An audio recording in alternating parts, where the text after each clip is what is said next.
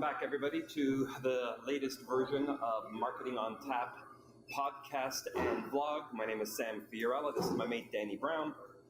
Today, as you can see, we are on site. So I'm going to tell you a little bit about where we are. But first off, the introduction of the topic. So Danny, yesterday I saw an article on BBC. You've inspired me. I seem to be reading all my sports on BBC now, and now my news all from BBC.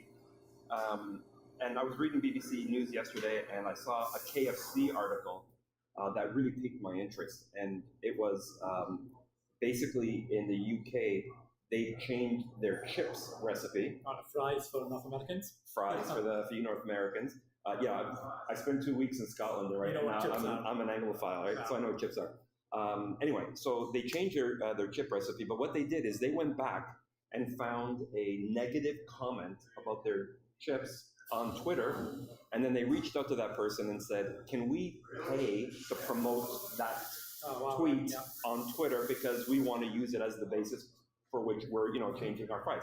So I thought it was a really good example of how to use social media to turn the negative into positive, right? Something that we've alluded to in the past, but I think we should maybe get into a little bit more detail on. So that's what we're going to be talking about today, using social media's negativity to your advantage. And we'll have a couple of case studies. I'm sure we'll come up with something.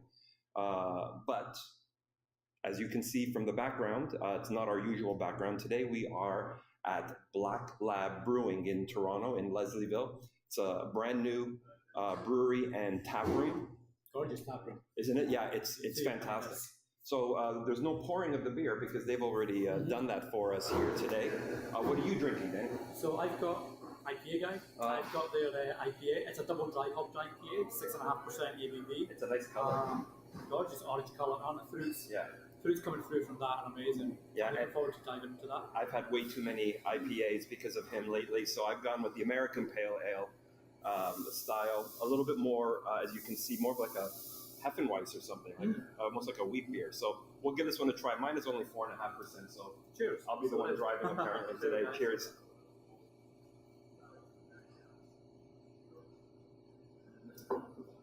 That's really good. That's for an IPA fan. That's got all the right stuff. You get the right orange coming through, the zest coming through. The double dry hop just makes it that flavorful piece in it. Yeah, no, what I found about this one here is a little bit more on the lemon zest coming out of it. It's not as hoppy, clearly, as that one there is. So for those of you that don't like an IPA and you're in the neighborhood, try this one. It's really good. But anyway, that's not why, we're here to enjoy the beer and make you feel guilty or jealous. Not guilty, but jealous for not having beers. Hopefully you are having one. But we want to talk about Twitter. So one of the things, Danny, that I've said many, many times to our clients at all the conferences I speak at is if you're going to get involved in social media as a brand, you have to have the courage to do so. Yeah. You can't be timid to get involved in social media. Number one, people are going to say negative things about you. And frankly, even if you're not involved in social media, people are going to say negative things about you. It's the nature of the beast. Like you're against me all the time. Well, I don't need to do it on social media. I'll say it to your face. Just stop giving me reasons to talk negatively about you. But what people will do, of course, I think this is common. I use this line in my influence marketing class all the time. What happens when you go to a restaurant and you've had a bad meal? Like the first thing you want to do is go to Yelp, go to Google Reviews, and leave them a negative comment. When you have an okay or a good experience, how desperate are you to get onto Yelp and make a positive review and leave a 5-star rating, right? It doesn't happen as often. Human nature, unfortunately, just has conditioned us, maybe, or Twitter has conditioned us. I don't know which one is the chicken or the egg. But this is what we do. So how do you manage that? How do you leverage that? So let's talk a little bit about this one KFC example. Why was that a good idea? Well, you think KFC, it's got a secret ingredient that no one talks about for the last, 40 years or so. So to actually, take someone's feedback about their chips and saying they're like soggy, they're crap, they just feel like they've come out of a cardboard box or whatever, and take that to make new chips where they actually keep the potato peel on and make it really chunky, like proper British chips. Basically. Yeah, exactly. For a global company like KFC to take one British woman's tweet and change the recipe up is pretty big, I think. Now, let's be honest. I doubt that one woman's tweet changed the recipe And in fact, that tweet was 4 years old. I think probably what the agency was doing is, let's go back and take a look at social media listening. They looked at it, and there was, I'm sure, a consistent pattern of negative tweets. Right. The reason I think that they chose that particular one, which was 4 years old, was because it was a bit of a backhanded compliment. It said, listen, and the story goes that, her mother wanted some dinner but didn't want to cook, so she went out and got KFC. And then she tweeted right afterwards, but basically something to the effect of, it's a good thing that, you've got your secret, your chicken recipe going for you, because these chips are crap. And because it actually was a positive statement about the chicken, right? And so I think that's probably passive aggressive. Yeah, I think that's probably why they chose them, because at least it's also, if they're going to spend money to promote it, at least it's talking positively about the chicken. Yeah. But then what they said, of course, is their campaign to the world was, hey, we listened, we hear you. We know that our chips are not to your standards. Yep. We are now going to change them. And so I think that is a fantastic example of using negative comments online to not only improve your business, but to then use it as an advertising platform. Right. Because when you listen and you change your business, guess what happens? You've just now turned a detractor into your biggest advocate. Oh, yeah. Right? And this is sort of the lesson that I always like to give our clients and my students is don't be afraid of the negativity. Just know how to deal with the negativity. And then those people, if you can convert them, because they're so passionate about being negative, that same passion will exist if you give them the right customer service, right? And part of that is what? How do you find all of these people online that are talking smack about you? Yeah, I mean, it's pretty easy because most people tag the brands. So you're on like Twitter or using a platform like Hootsuite or TweetDeck or whatever, you'll be tagged, so you get notifications. You should have a left set up. But from a brand protection point of view and reputation point of view, you need to have a left set up anyway. Negative keywords around your brand that you know people are speaking about. Go to Google, search in negative terms and see what pops up. Drop them into your social media feeds to see what people are saying. And then, because you don't have to, I think the brands get suckered into thinking they have to respond to everybody. Yeah. It's the ones that can make the difference, for your business to actually respond to. And you don't have to respond to 10,000 people, respond to say 100 that impacts that bigger group.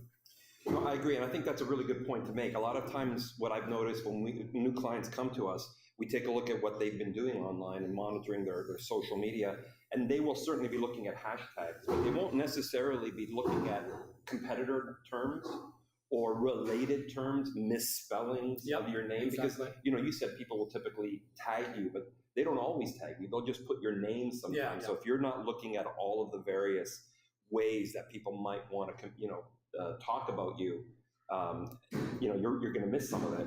But it's also important to set up brand sentiment analysis. I think that's the other thing that we want to look at, because it's not just about somebody talking about you or saying something negative and then knowing how to respond to that person. It is really as much, what is the overall sentiment? Is it mostly positive? Before and after a campaign. That's another one of the metrics that we look at for success measurements. After a campaign, is the overall sentiment more positive or more negative? And there's a lot of great suites out there, great software out there that'll help you do that kind of stuff. So that's important.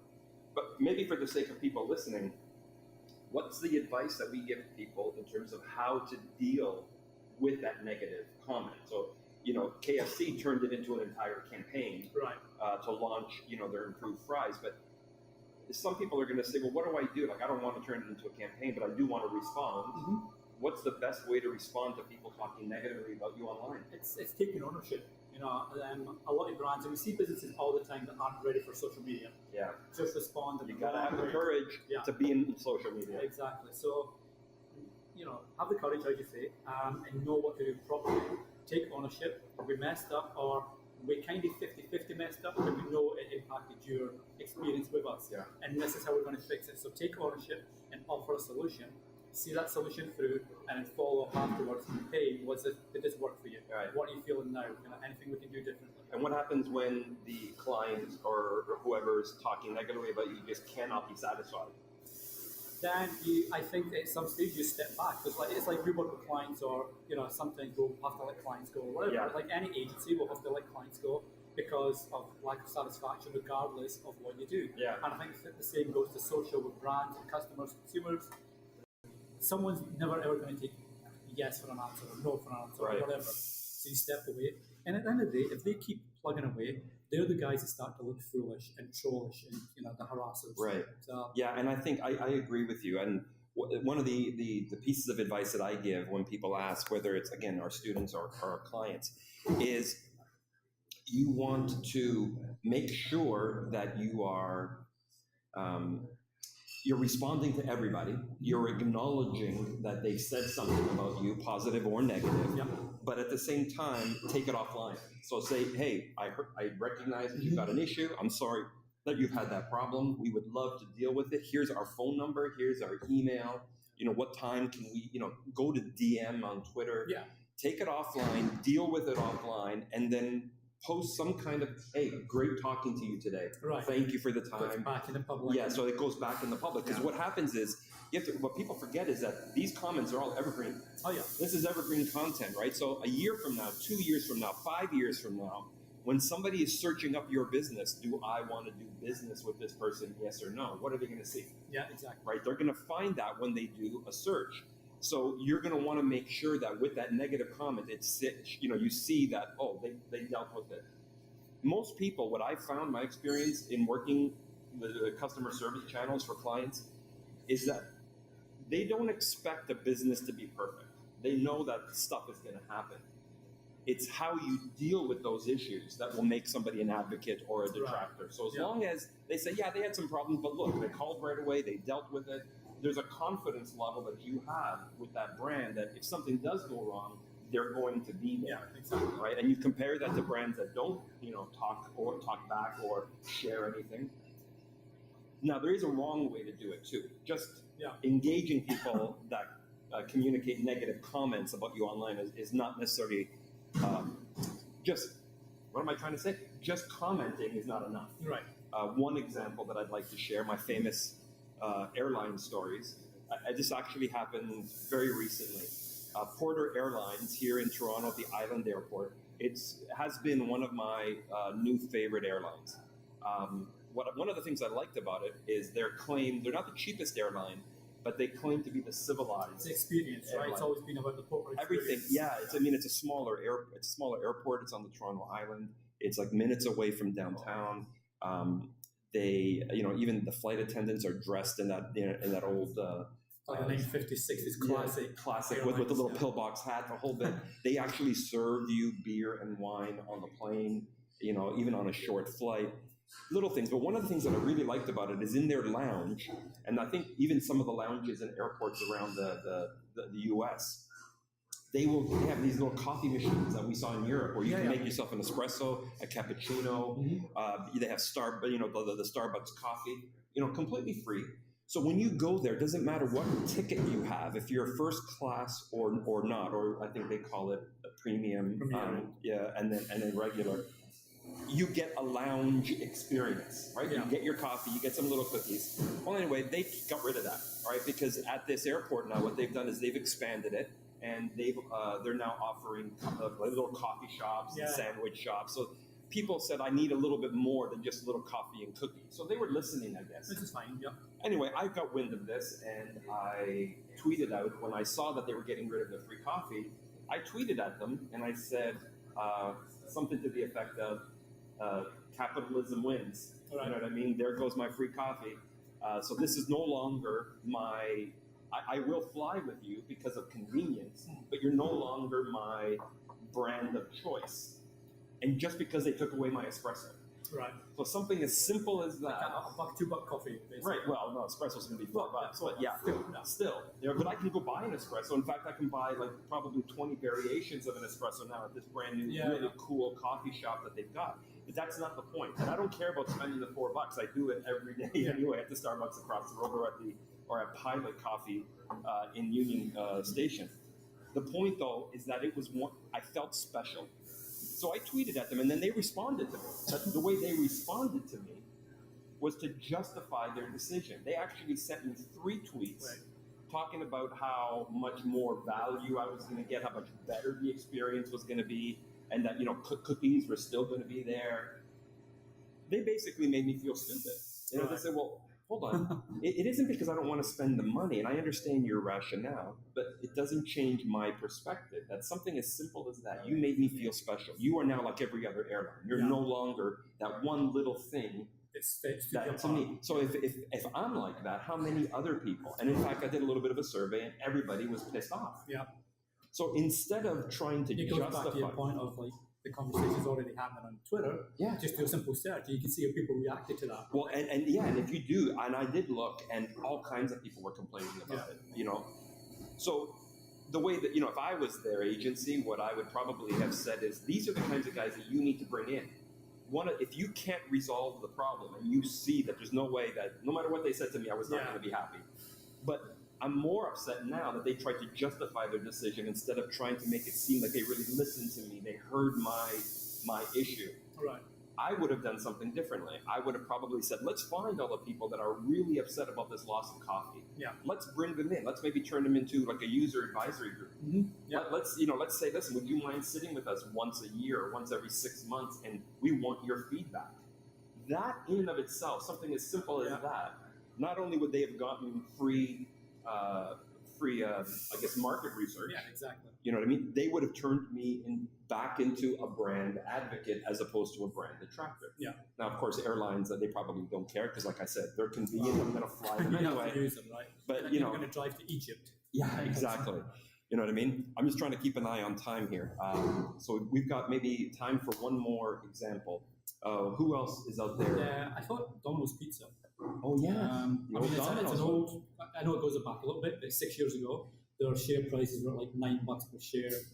Everybody was complaining about this cardboard base and the crappy ingredients. Brought a new CEO in, and in that last 9 years, I looked at.